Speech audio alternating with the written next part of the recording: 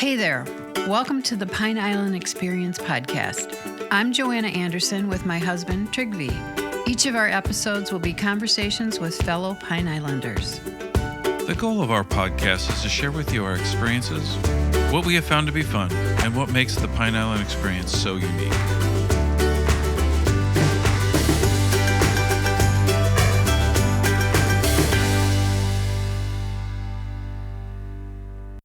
And I painted some note cards, and I sent my dad up in Cleveland a little note on a card that I painted with 3 or 4 sailboats on it. And he called me right away and said, "Why aren't you doing this anymore? You need to put this on a canvas." And I'm like, "Oh, Dad."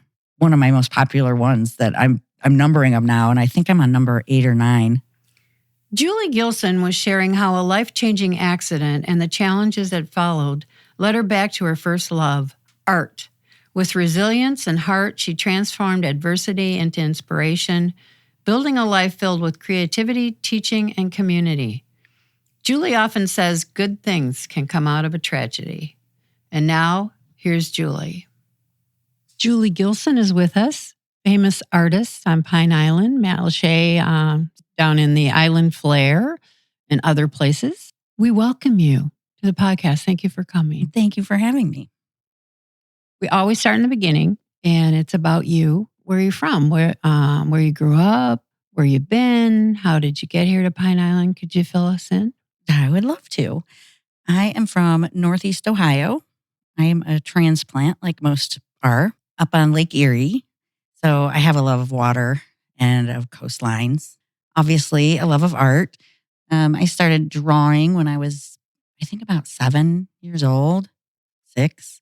And I would just doodle all of the time, which got me in trouble at school sometimes. It wasn't always the best problem to have. And through school, I took classes, private classes, and my mom thought I was gifted. Maybe with drawing, not so much with my grades.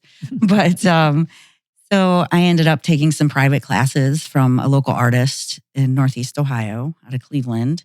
Loved that. And then I got into high school and into sports and activities and clubs. And that really was, she was about ready to retire. So I stopped that. And then I got involved with art club and babysat for my art teacher, who she's not with us anymore, but I wish so badly I could tell her what I'm doing today, 30 some years later.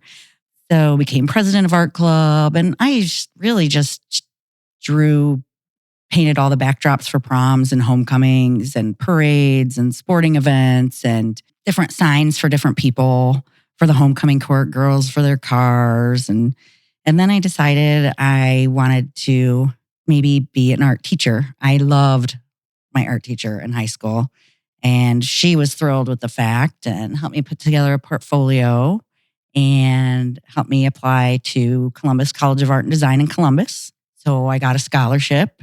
My plan was, again, to be like my favorite teacher. I ended up not finishing school. Time went on. I got my first big girl job and thought, well, I'll just do art on the side. It wasn't very long, and I just never did anything for many years. Once in a while, I would do a craft or something, but never again did I paint on canvas for probably 20 years. Then I started in the town where I'm from in Northeast Ohio. Is very close to the Grand River Valley, which is beautiful, rolling, a little bit hilly. And there are, I believe, over 48 wineries. So it's like a little mini Napa. It is beautiful. And I started teaching classes there, not painting, just different things. I did a driftwood class with air plants, and it was always seasonal. One fall, I did a real pumpkin. You carved out your pumpkin and made it into a live floral arrangement. I like to use natural things from nature to make art. You only need so many things in your house. So every time I teach a class, I try to make it more of a workshop for a project of something you want to create for yourself, for your own home that you don't already have already. Not a painting, not a figurine, or something you can give as a gift. Because I love gift giving art. That's one of my passions too. I love giving art as gifts. Because every time someone gives me something, every time I look at it, no matter what it is, I think of that person. Mm-hmm. So I really enjoyed the classes there. And then it was about 5 years ago. I can't remember exactly. I know it was before Ian, at least a year before Ian. I ended up down here. And then 2 years ago, I ended up being here full time. I love it. I love Pine Island. It's quirky. I always tell people when they ask about it, I say it's the island of misfits. You have so many different types of people, and you can be sitting by a homeless person at a restaurant and a billionaire on the other side, and you don't know who's who. And I love that. Everybody here has a history, and everybody here also can recreate themselves. And so I feel as if I maybe reinvented myself. Once I got here, everything started. I was just so inspired with the landscape and the people and the marine life and the outdoor life. I've always been outdoorsy. I had horses for 30 years before I made the final move down here. It's a little too hot for my liking down here for horses. I mean, there are plenty around, but the bugs. How did you know about Pine Island? I mean, had you heard about it, or? I was visiting friends in the Cape. Oh. And I had visited them a few times. And then one time came down to visit and they said, we're going to take you to see Old Florida. And I said, what does that even mean? I've always heard Old Florida. And we joked and I said, like the Golden Girls kind of Old Florida. And they took us to breakfast in Matlacha, to the Perfect Cup. Loved it. Everything was still open in Matlacha. It was just vibrant and full of life and beautiful. Shopped up and down Matlacha. And then we drove over to Pine Island and they took us to the top and then showed us all the spots all the way down to the bottom. So now that's my tour I give people. And I just loved it. And we came back a couple weeks later and drove top to bottom, came back again and just knew that was it. But it was difficult because I was grooming dogs at the time. Actually, I was a vet tech for a short time and had an accident actually with my horses. And ironically enough, I was attacked by pit bulls. The horses were too. And I was driving a team of horses. And the dogs just came out of the woods out of nowhere. They started, and I was so relaxed. My girls were great, quiet horses. Never had a problem. I'm by no means a horse trainer, but I broke them both and they were sweet and kind and safe. Anyway, it did not end up well. Kind of silly in a way. I always say I fell off the wagon when people say, what happened? So I was up high in my show wagon and we went into a ditch. The horses were heading home. The dogs then were barking and growling, and the front two wheels went into the ditch and once the back two wheels came in, I went airborne. And I was still pulling the lines, trying to stop them. And so as I fell, my arms and my elbows were pulled into my stomach and I was pulling on the lines and I landed on my right side. So I smashed several ribs, my clavicle, my arm, my humerus in my arm, and had a collapsed lung. So everything on my right side basically was squashed. I ended up having multiple surgeries on my shoulder and took about a year off and finally went back. I was working at the vet clinic and that day I remember I lifted a dog and I knew something was wrong. I went to the bathroom and my clavicle bone was literally sticking out over my neck, not through the skin, but it had separated and it wasn't healed enough. So I had to take more time off. And then by then COVID happened and I was starting to take care of dogs. I was doing potty breaks, dog walking, just really whatever I could. I did not know what I was going to do because every job I've had in my life was physical, lifting and bending and moving. No matter what I've done in my life, it's always been physical work. So I thought, well, I guess I can walk a dog. Couldn't ride my horses.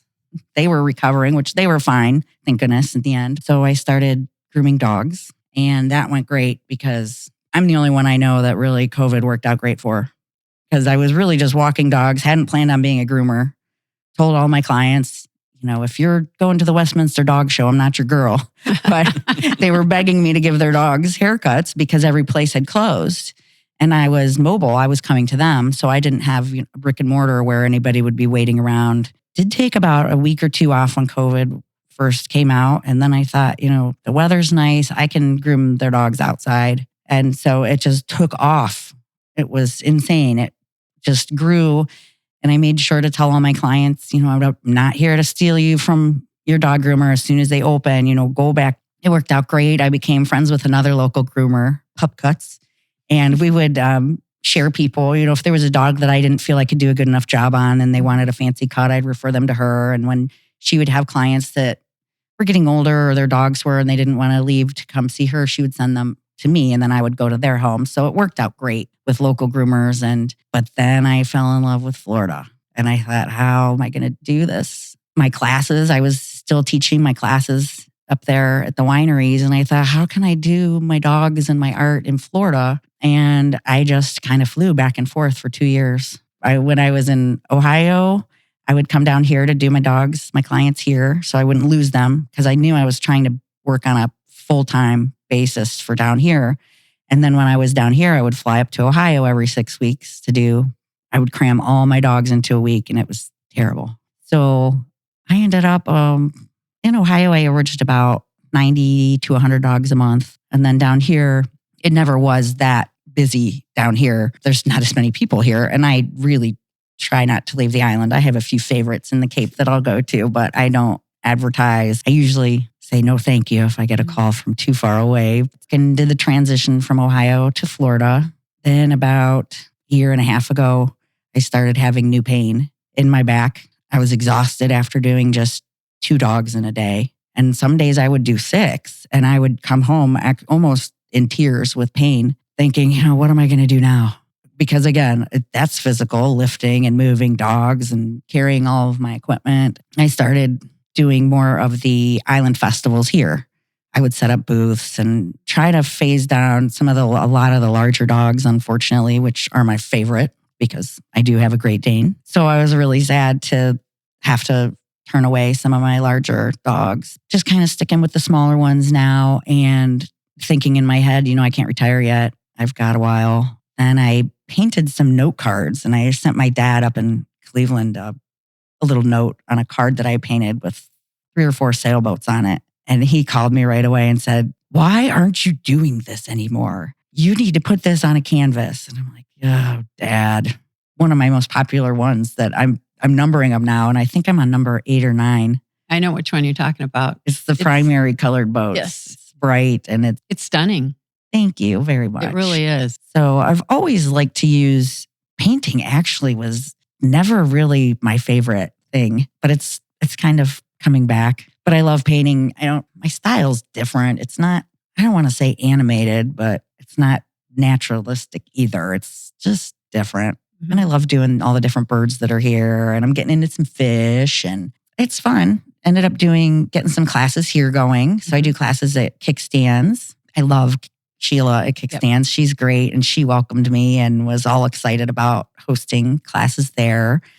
I've done classes at Jug Creek Marina. And actually, I painted a animated mural down there. There's a big mural painted at Jug Creek Marina. And I did that. Taught some classes there. And I recently started doing classes at Pineland Marina with Island Girl Eats under the tiki at sunset. And that is a beautiful venue. It's off season now, so my classes are pretty small, but it's nice because I get to meet more people and do more one-on-one and help them more. And I love using driftwood and beach glass and stuff from nature. It is difficult finding driftwood down here, though. It's pitted and full of holes and little crabs and critters. So every time I go up to Ohio, I box up driftwood from Lake Erie that I find, dry it, and I mail it to myself down here. Yeah, so it's interesting. I try to keep everything different. A few months ago, I reached out to Jen at Island Flair.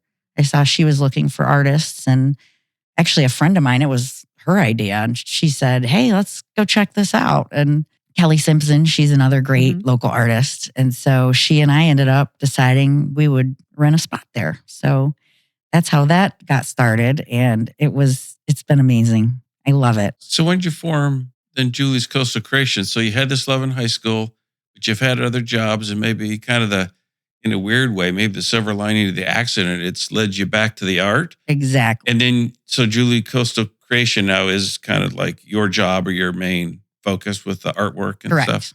Yes. So how long has that been in existence then? That actually, I started up on the Lake Erie coast.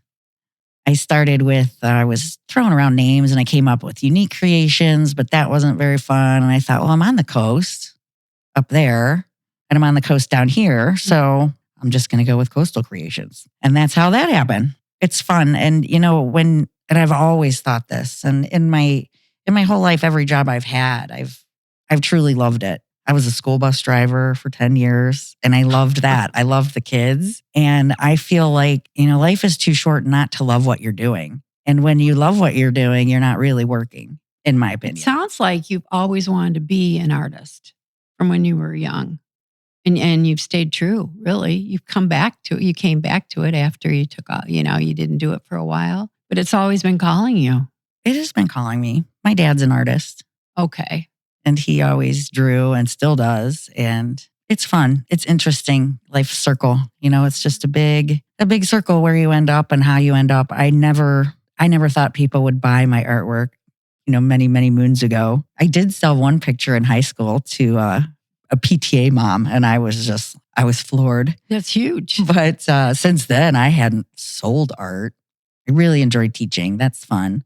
But selling, just yesterday, I was grooming a dog down here, and one of my wooden sailboats was in their house on their kitchen counter.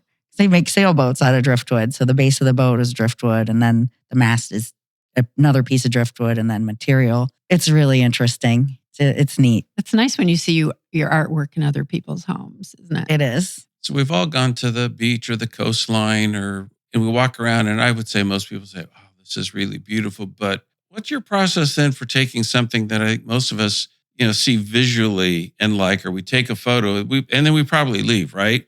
But you're finding things in that environment that you see the piece of artwork or jewelry coming about, or do you just think it might be interesting and you work on it later? Like, how's that process from that discovery, to a finished piece? That's funny you ask, because I was just thinking about that the other day. I used to just pick up interesting pieces and think, oh, I'll make something out of this. But now when I'm looking on the beach for driftwood, I'll say, oh, that looks like a pelican head. And I actually have a pelican up at Island Flair right now out of driftwood. And it does. It's got the arch in the neck and it looks like a long beak tucked down into its belly. And oh gosh, when I was up in Ohio a couple weeks ago, I found another piece that I said, oh my gosh, that looks like a spoonbill. It had a hole in the eye and the nose was rounded and really odd shaped. So it's kind of hit and miss and luck, really. Or maybe my mind just wanders. That's probably more than what it is my mind. It's a good excuse to spend time walking along the coast and seeing the water and the scenery. I love it. And that whole thing started with when my arm was in a sling and I couldn't work for a year. And I would just walk the beach and walk the beach and walk the beach and pick up beach glass. And then I thought, what am I going to do with all of this? And I must have had 4 or 5 gallon buckets of beach glass, and it is dwindling. I hardly have any. I have a new stash that I just found a couple weeks ago, but I need to spend more time up there and get a lot more because it's different when you find it. You can buy beach glass anywhere and you can even try and tumble it, but it doesn't look authentic. And I do enjoy doing art and I love doing it, but I feel like, about a year and a half ago, when my back started hurting terribly bad and shooting pain, I thought, it doesn't hurt when I stand and paint because I have a really hard time sitting, not because I also have ADHD. So I'm not well at sitting down, but standing, I don't have much pain, which is odd to some people because usually it hurts standing and walking. And I actually feel the best standing. So I started painting more and more and started going to the doctor more and more and found that in that accident, all the doctors and even myself were so focused on my right side, I actually refractured vertebrae on the bottom left side of my spine. And they healed, deformed, and they're actually pushing into the sciatic joint, which in turn is hitting the nerve and shooting down. I ended up getting an MRI, and I had 7 or 8 torn muscles in my back and bottom and thigh, and that was all from bending over and doing dogs, on top of already all of my injuries that I didn't even realize about the back because the clavicle hurt so bad. I didn't even know I broke my arm till 2 weeks later because my pain was so focused in one place. So that also kind of, even though it was a bad situation with the accident and then finding out 6-7 years later that there was more injury from the accident that's just now showing up. So bad things are pushing me back into art. It's, I'm not a fan of the saying, all things happen for a reason. I prefer to say good things can come out of a tragedy sometimes. Usually I can find something good out of something bad, but it just keeps coming back to art. It's interesting. So you work with resin. Tell us about how you discovered it and how you use it now in your creations. Resin, I first got interested in down here. Everyone does the seawater and the white, and you get the heat gone. And I always thought that was beautiful. And so I just really kind of self-taught myself, watched some YouTube videos, started doing different things. Not necessarily so much with the waves, but more with shells and some of the sailboats. I did the base. I'd cover those with resin. And it's a 2-part mix. It's an epoxy 2-part mix with a hardener. You have to make absolutely sure you mix it 50-50. If you have it 52 to 48, it will not cure. It won't dry. You have to be very precise. It's like baking, which is why I don't bake.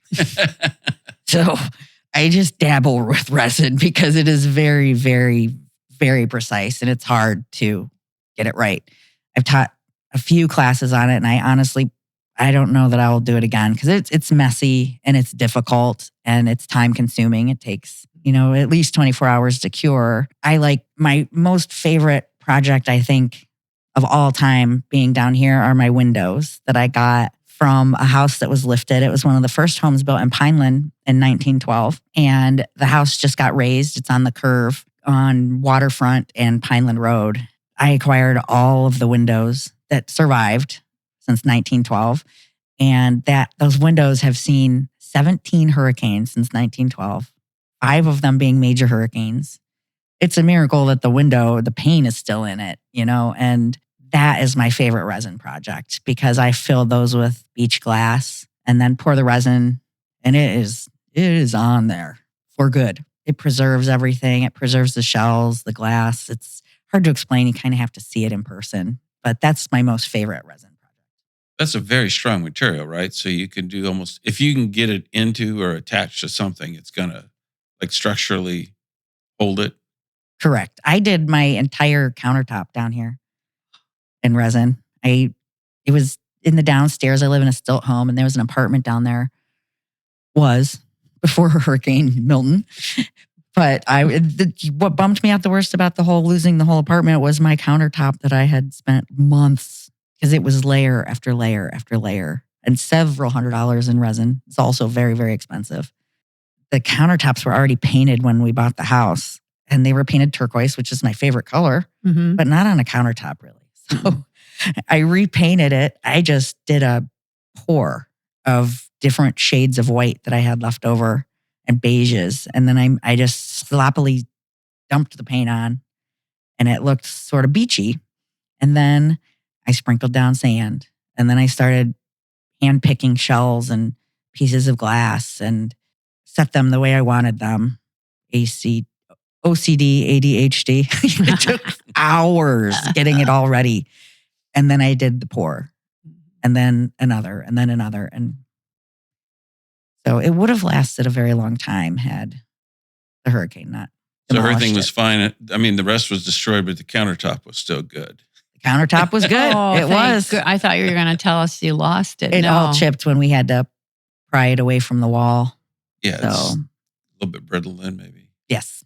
It's probably hard to answer as an artist, but is there a favorite piece, or are you kind of driven by doing something that, you like it or you wouldn't create it, then you kind of move on to the next piece, or do you still go back to your father's compliment on the boats? I do have a few that are numbered. The ones that seem to draw people in. And they're all just a little bit different because I don't do prints. I really want to stay from that. I want everything to be original and a little bit different. So I'm numbering them, but they are just a tad off. So very few though are like that. And each window I make with the resin and the shells, those are all very, very different. I think I only have about 4 paintings that are numbered that I'm going to keep replicating. I wanted to ask you about teaching a little bit more. I know you said it was too bad your art teacher didn't know what you were doing today. But have you seen with your students, have you seen any of them emerge and become an art, follow your same path? Some of them, actually. That must make you feel good. I never thought about it, but there are a few. And a lot of them become friends, and which leads back to this island and just how interesting it is. I get to know people from the gallery, which also won Best Art Gallery for 2025. Good. That was soon. That was real quick. And so it's fun meeting so many different people, from the dogs and the classes, and then home classes. I do classes at home too. Oh, Also, I did a few birthday parties up in Ohio for children, projects, and in my barn in Ohio, where I used to keep my horse, I would do crafts for horse camp for all the kids. We would do a 2-hour craft session. And that was beach glass on horseshoes. And you hang it over your door. You may be getting one of those. oh, that would be For lovely. good luck. But and I try to keep in touch with what's going on in the community. So for Stone Crab Fest, I made a lot of crabs out of driftwood, on driftwood or on shiplap with driftwood. And for the mullet toss, I got a few mullet pieces. And so coming up is the Mango Fest. I have no paintings of mangoes. Yes. I'm not What going are to you lie. gonna do? I'm not sure what I'm going to do for that. But that's coming up on July 12th. And then July 11th is the next art walk in Matlacha, which is going to be every second Friday of each month. So I'll be in front of Island Flair and the Matlacha Menagerie. Love that gallery too. And I'm actually working on a blue dog for John and Tammy at the Blue Dog. Oh, nice. So I asked for permission because it is replicating their logo, and one of their logos. And that is just about done. And then I'm starting another one for that. Those will be numbered. And then I'll stop at a certain number because sort of retire it. So he said I can paint in front of there. And that's one of my favorite places too. I also did a class or two at Street Eats. I love that too. Another great place. And then there's going to be Christmas in July on July 25th at Island Flair. The ribbon cutting is July 16th. So there's a lot of fun things coming up. And I have some ideas for Christmas. Wow. And that's a Decorations huge too. season, Christmas. Wow. You're busy. I am busy. Very busy. But it's fun busy. You know, and I was thinking of this when you were talking about the artists. I wish I knew how many artists lived on Pine Island. You meet so many people and then you find out they're artists after you've met them. It's amazing. It's like the Nashville music is Pine Island with art. Mm-hmm. Pretty much. It's amazing. And everybody's so different. Yes. So very so different. creative.